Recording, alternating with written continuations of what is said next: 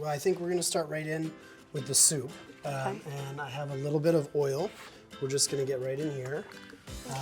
And the first thing I'm gonna do, I always like to start most of my soups off with a little bit of garlic. Just a little bit of garlic. Yeah, so I'm gonna go ahead and just kind of turn this guy up a little bit. Okay, lentils are very high in fiber. And what else? So you've got great source of fiber, great source of protein, iron. So in general, it packs a pretty big punch for being something that you like, oh, it's just lentils. Right, exactly.